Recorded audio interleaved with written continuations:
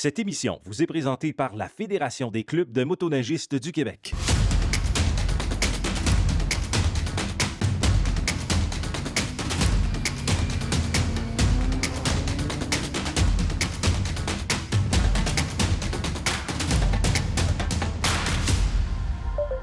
Salut tout le monde, bienvenue à motoneige.tv. Cette semaine, on s'en va à Valcourt voir un festival de motoneige antique.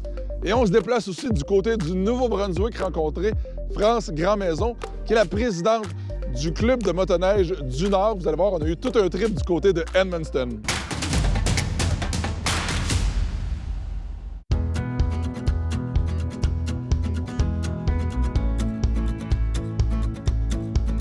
Oui, on est en direction présentement du club du Nord, que ça s'appelle. Mais à date, c'est super agréable, c'est bien le fun, il y a de la neige en plus. On est avec France, la présidente du club de motoneige du Nord. C'est ça. Dans la belle région d'Edmundston. Bien content d'être ici, c'est notre première fois à l'émission. Très, très beau, des beaux sentiers, des bonnes conditions de piste. Puis j'ai vraiment aimé le look de tout ça. Il y a des sentiers qui passent dans la ville. Il y a beaucoup de dénivelé, des montagnes aussi alentour. Fait que vous avez quand même plein de conditions assez intéressantes quand même pour des motoneigistes ici, là. Oui, puis c'est particulier parce que si tu veux prendre une ride en ville, tu peux y aller avec ton motoneige, mais si tu veux aller en montagne puis être plus éloigné, tu as aussi l'option, là. Fait qu'on a le meilleur des deux mondes, là, pour notre club, là.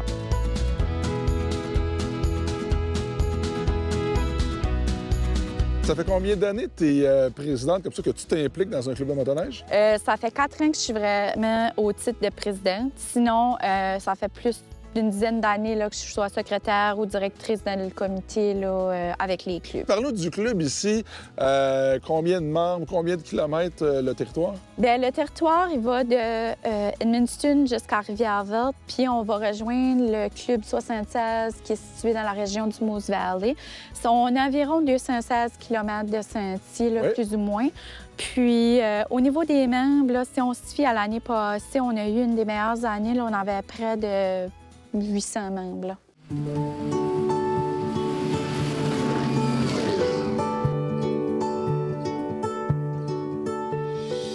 Je pense qu'on a des vrais tripeux de motoneige Nouveau-Brunswick, là. Oui, oui. Ici, là, on a vraiment des gens passionnés qui aiment la performance. Oui. Tout en restant sécuritaire, mais le monde aime ça, des skidoo qui marchent ici. On a une course, justement, à notre club à chaque année pour ces tripeux de motoneige-là. Fait que ça lui permet de continuer à investir puis d'essayer le De lâcher leur fou dans un encadrement quand même sécuritaire et tout ça, faut le dire. Exactement. Le financement est très important, évidemment, pour opérer un club comme ça. Vous avez de la machinerie aussi, vous avez des garages, de l'équipement, là. Oui, oui. Puis on a quand même un bâtiment comparativement à d'autres qui n'ont pas. Fait qu'il faut virer tout ça. Donc, c'est sûr que les membres, c'est important parce que ça permet d'avoir des fonds pour rouler, mais de faire des sentiers aussi parce que ça nous prend du fioul pour des beaux sentiers. Fait que les autres activités qu'on fait, bien, c'est vraiment pour les besoins du club. Donc, l'électricité, toutes ces choses-là qu'il faut aussi payer. Ben oui. Écoute, France, un gros merci, de ta présence. Merci de nous recevoir dans ton beau club de motoneige ici. Merci. Suite à ma rencontre avec France, je me suis rendu à une fête spéciale au club de golf Fraser, le carnaval à rafale d'Edmundston. Je trouve ça super cool de voir qu'une ville laisse une place importante dans la motoneige. Ça fait vraiment partie des activités hivernales. Tellement que le sentier traverse la ville et aboutit sur le terrain de golf. En arrivant sur place, j'ai été accueilli par Janice et Hubert, deux amoureux de l'hiver et promoteurs de leur région. Janice, Hubert, on est où présentement, là? Bien, on est au club de golf, plus précisément aussi la microbrasserie Atypique. Oui. Puis c'est le carnaval en rafale, le carnaval familial de la ville d'Edmundston. Oui. Ça fait qu'il y avait des activités. La microbrasserie accueillait la journée de carnaval pour la journée, là. C'est ça, il y avait des activités pour tout le monde, fat bike, raquettes, ski de fond. En plus que les sentiers de motoneige sont tout près. Oui. Fait que glissade des enfants, tir sur la neige, fait que tout le monde s'amuse. Hubert, en plus, tu es un des copropriétaires de la microbrasserie ici sur le site. Oui. Parle-nous un peu de tes produits. Oui, bien c'est ça. On cherchait un endroit à développer notre microbrasserie quelques années passées. Puis avec la ville, on a trouvé une entente pour s'installer ici. On voulait avoir quelque chose un petit peu plus à l'écart de la ville, mais on est quand même tout près des artères principales. Oui. Il y en a qui apprécient les lagers, les IPA, les rousses, les blondes, les noires. on développe ça, on a de très bons commentaires, le monde apprécie, ça fait que, ouais, c'est super le fun. Est-ce que tu pourrais nous expliquer un peu la ville d'Edmundston? Ça ressemble à quoi? Population, etc.? Oui, on est une petite une ville qui, avec les alentours, 15-20 000 de population. Puis c'est une ville qui aime bouger, on a beaucoup d'activités extérieures. On a le centre plein air Mont-Farlagne qui est tout près. Comme ici, le club de golf d'Edmundston, qui est un vieux terrain de golf, mais qui est mature, qui est très beau, qui est bien connu dans la région. Janice, aujourd'hui, on a rencontré France, qui est une des rares présidentes de club de motoneige au Nouveau-Brunswick. J'imagine que c'est important aussi pour vous d'avoir justement des gens comme ça qui s'impliquent dans la communauté ici. Oui, c'est sûr, parce que, veux pas, on aime de faire des promotions, on aime de travailler avec les clubs de motoneigistes parce que c'est eux qui prennent soin des sentiers. Ça fait que les visiteurs viennent, nous, on va chercher les visiteurs, mais il faut qu'il y ait des bonnes expériences. Ça fait que... Et un des avantages que je trouve avec les gens du Québec qui viennent ici, c'est que même s'ils ne parlent pas anglais nécessairement, il n'y a pas de problème. Non. Tout le monde parle français ici. Oui. Ou sinon, ils sont bilingues, donc il n'y a pas de problème de ce côté-là. Hein. Ouais, c'est sûr que si vous venez à Edmundston, là, le français ne sera pas un problème. Hubert, Janice, merci beaucoup de nous recevoir dans votre belle ville ici à Edmundston. Et les gens qui nous écoutent à la maison, gênez-vous pas, venez les voir à Edmundston, c'est pas loin du Québec, ça va le français, c'est beau, il y a plein d'espace, des beaux sentiers. Donc voilà, un gros merci encore à vous deux. Merci. Merci.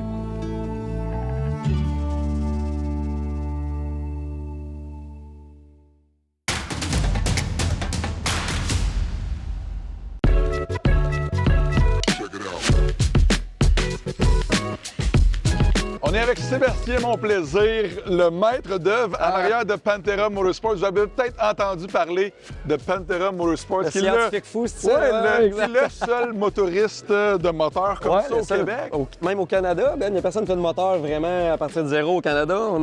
On a fait une petite merveille d'ingénierie, je crois, ou en tout cas, une petite folie pour faire le moteur un cylindre le plus puissant au monde en ce moment. Bien, c'est ça, je veux qu'on en parle parce que ça fait longtemps qu'on se connaît. Ça fait longtemps que tu me parles de ton fameux moteur 600 cc 2 temps. Ouais, on a remonté la coche un petit peu. La dernière fois qu'on t'avait vu peut-être le 550 avant, qu'on faisait depuis 2018.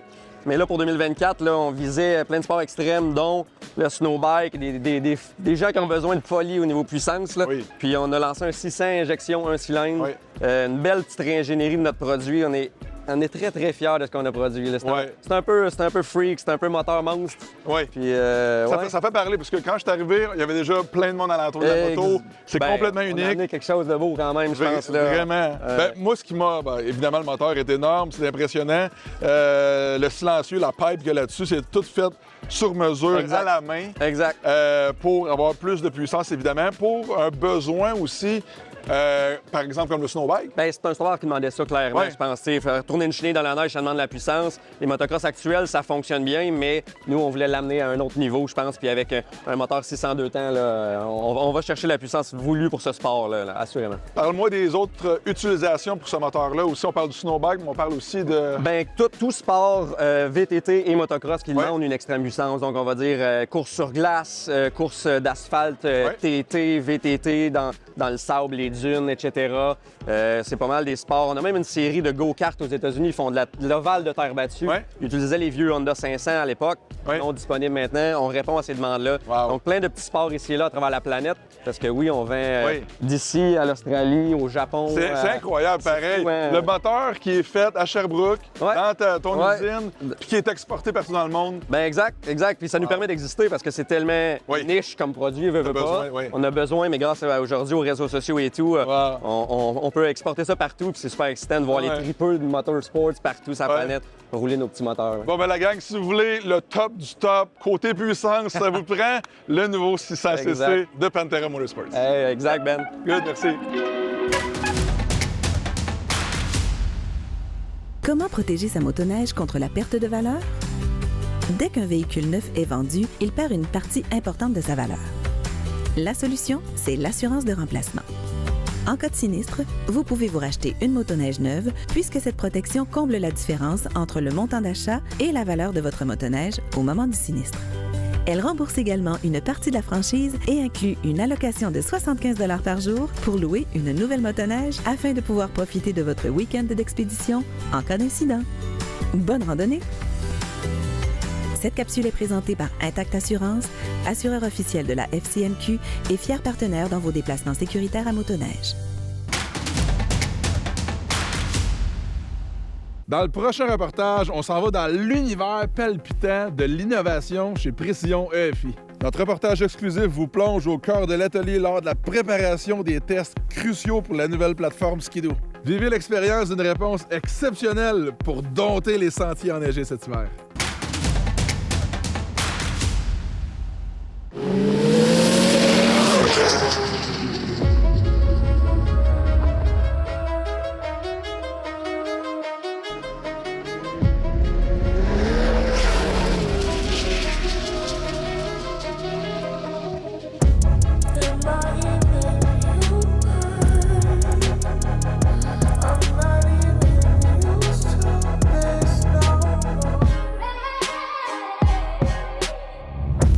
Présentement, on est en train de tester le kit que un peu tout le monde attend sur le marché, qu'on appelle notre stage 2, qui va rouler 250 HP au gaz de pompe, avec un remplacement de turbo et aussi au niveau du système à essence, il va y avoir quelques pièces qu'il va falloir que tu vas remplacer aussi.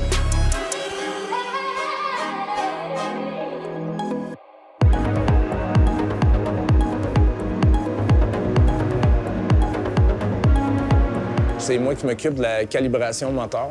Donc, toutes les programmations qu'on vend, c'est moi qui ai fait. Je m'occupe de comprendre comment que l'ordinateur d'origine fonctionne, trouver exactement où faire les ajustements dans la mémoire, puis essayer de faire le meilleur produit possible avec la programmation. Le dernier que j'ai fait la semaine passée, c'était un véhicule qui faisait 200 chevaux à l'origine. Là, on a fait un stage 5 un petit peu plus élevé, je dirais.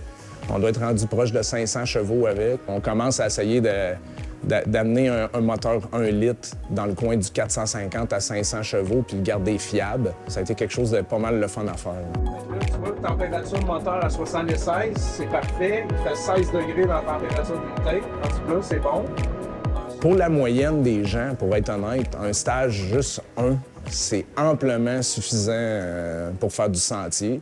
Au niveau de la puissance, mais il y a aussi l'agrément de conduite qu'on est capable d'aller chercher, que je travaille beaucoup. Des fois, je peux me mettre une corde qui m'empêche d'aller plus loin que 40 % ça clenche, juste pour passer des fois une semaine à peaufiner cette petite zone-là, parce que des fois, c'est pas de la puissance tout le temps qu'on veut rajouter, mais vraiment de l'agrément. Tu sais, comme là, on est en train de travailler un stage 2 sur celui-là, qui va amener, au lieu de 218, ça va faire 250 chevaux pour la trail. Donc, c'est quand même 70 chevaux de plus que d'origine. J'ai plus de puissance, mais je suis quand même capable de faire le tour de la Gaspésie si je veux avec. Puis, je me ruine pas avec l'essence, ça reste. Je garde les mêmes safety d'origine, sauf qu'on a plus d'agrément puis plus de puissance. Premièrement, la première restriction, c'est qu'on essaye de conserver l'échappement d'origine pour essayer de limiter le niveau sonore. Fait que ça, c'est une des restrictions, donc on touche pas à ça. On met un downpipe qui est la partie entre le turbo et le silencieux qu'on grossit. On change le turbo, on remplace la pompe à essence. Ensuite, ça prend des embrayages. L'idée, c'est de toujours faire mes devoirs le plus possible sur le banc d'essai, sur l'engine dyno. Parce que c'est là qu'on apprend, je dirais, 85 % de tout ce qu'on a à vraiment développer. Toutes les pièces qu'on développe, ça paye dessus, ça paye pas. Le dyno, il ment jamais. Parce que quand on teste à l'extérieur, les conditions de la neige, le vent, le soleil, la température vont influencer énormément. On appelle ça de la densité de l'altitude, densité-altitude. Fait que ça, c'est quelque chose qui fait une énorme différence. Fait que comme je dis, je commence toujours par faire tous les devoirs le plus possible sur le banc d'essai ici. Ensuite, quand c'est le temps d'aller en sentier, bien là, on va travailler ses embrayages. Donc, c'est pour ça que je voulais absolument partir d'une recette du stage 1R qu'on a déjà fait dans le passé, qui va très bien, puis juste augmenter la puissance de cette partie-là. Fait que oui, je vais avoir environ peut-être 2-3 000 km à faire en motoneige, en sentier, pour m'assurer que c'est fiable. On peut dormir la nuit, puis on sait qu'on va juste avoir des bons reviews.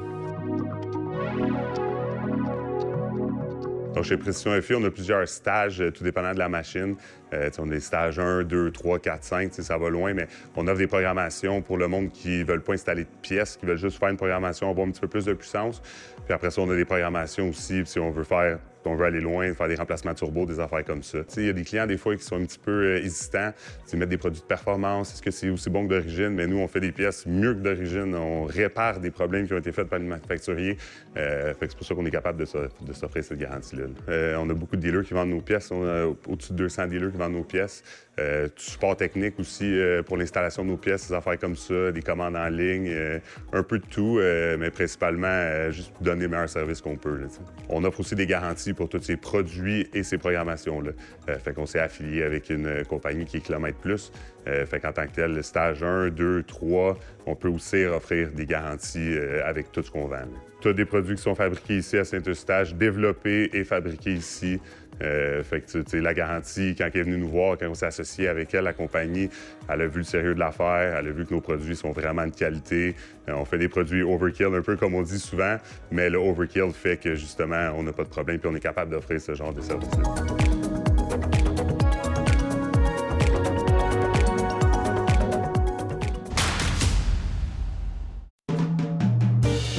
Ski-Doo olympique 1969. Bombardier Tundra 88. Olympique 1972 399. Juillet 44. Élan 1976. Snow Cruiser 28 1971. Snow Pro 1979. Snow Duster 1973. Élite 1978. Cadet 1969. Élan 1972. Snow Cruiser 1966. Élan Blizzard 1971. Bombardier 1965. C'est un olympique. Ça appartient au club Cougar de Cocuire. On va faire de l'annonce pour mon club. Hugo! Hey! Ça va? La grande journée. Ça va, toi? On est au Mordu, dans le fond de l'hiver, à Valcourt, au musée de l'ingéniosité Girmand-Bombardier. Donc, on s'en vient présenter des motoneiges de notre collection, mais aussi on vient présenter les motoneiges du concours, donc le Bizarre de 1500 Ego puis le Mixel 1995. Donc, une belle journée, je pense que c'est la plus belle journée de l'hiver.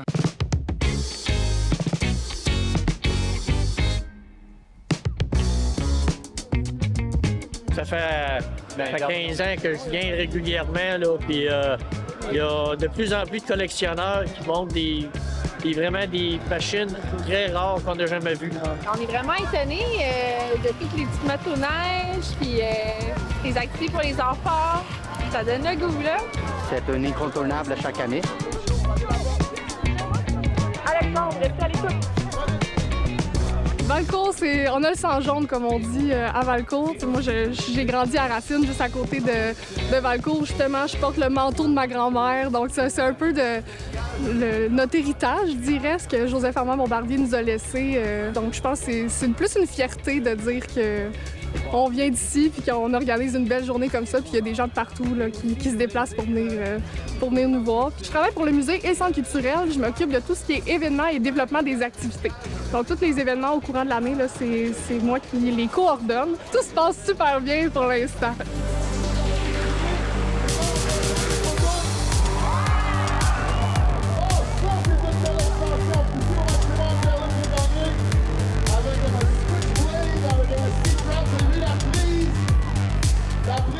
Moi, je suis vraiment content d'être ici au musée parce que c'est un bon fit avec Trap Freestyle. On va faire des démonstrations, puis l'événement est gratuit. Il y a des jeux gonflables pour les enfants. Il y a des motoneiges antiques. Il y a une centaine d'exposants. Puis la visite du musée, exceptionnellement, aujourd'hui est gratuite. Donc, c'est vraiment une super belle journée là, pour les familles. Moi, je viens avec ma famille, mes amis, puis on fait des sauts en skidoo, là. On va faire des Superman, on lâche les mains, on rattrape par le siège. Des trucs où on s'amuse puis que le monde sont impressionnés. Là, on aime ça. Tant qu'il faut m'inviter, là, moi, je vais venir. Ça fait déjà là, au moins là, 5 ans qu'on vient ici, là, année après année. Puis à chaque année, c'est toujours de plus en plus gros. Là. C'est vraiment un bel événement. Puis j'espère qu'on va être ici encore pour plusieurs années. À la base, les générations comme la mienne et plus jeunes n'ont pas nécessairement connu l'époque de M. Bombardier. Pourtant, c'est quelqu'un qui a eu un impact immense dans l'évolution de la société québécoise dans le dernier siècle. D'avoir des événements comme ça, d'avoir un musée comme ça nous permet de nous rappeler notre histoire puis d'où on est parti, où est-ce qu'on s'en va. puis de comprendre pourquoi la compagnie BRP aujourd'hui est encore là puis rayonne, d'où est-ce que ça l'a parti. Puis au niveau de nos collectionneurs, eux, ce sont des gens qui sont très sollicités pendant les quelques semaines de l'hiver et donc on se les arrache pour les avoir dans nos événements. Ils sont très importants, c'est le cœur de l'événement même. J'avais déjà entendu parler de l'événement, mais c'est la première fois que je suis ici, là, donc c'est vraiment, je pense que c'est vraiment super intéressant, puis ça vaut le détour. Tu sais, on voit les collectionneurs, ça arrive de bonne heure, sont fiers de leur machine. On voit des gens, des frotteurs, des gens qui aiment ça. Qu'est-ce qui est cool? Bien, il y a beaucoup de motoneiges un peu plus vieux que les nôtres. Bien, une nouvelle génération comme nous autres, on amène la génération des années 80-90 avec les formulas.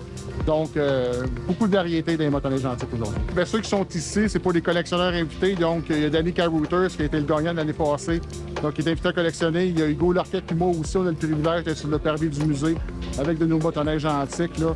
Donc, c'est le fun parce qu'il y a plein de monde qui viennent les voir. Moi, ce que je recherche dans des collectionneurs comme Jean-François, c'est qu'ils prennent la motoneige et qu'ils la mettent autant authentique possible. Jean-François, il est dans la nouvelle génération, des années 2000. Puis là, c'est la prochaine vague. D'autres, on appelle ça des vagues, c'est cyclique, OK? Puis d'après moi, ça va être la prochaine grosse vague des collectionneurs. Ce qu'ils font, les autres, présentement. C'est sûr, certain que c'est vraiment la prochaine vague. Bombardier a fait des choses incroyables, Géo Bombardier. T'sais. Puis il faut être fier de ça. Tout le cheminement qu'il a fait, OK, il est décédé tôt, mais toute l'équipe qui était par exemple, puis le concept était incroyable. Quand il sortait de motoneige, là, le côté marketing, pour moi, là, la casquette, le chapeau, l'habit, les bottes, tout, il y avait tout qui pouvait vraiment combler, d'après moi, tout ce qui allait avec cette motoneige-là. Puis il en sortait beaucoup de modèles. Fait que, tu sais, là, pour pouvoir faire ça, c'est incroyable. Là.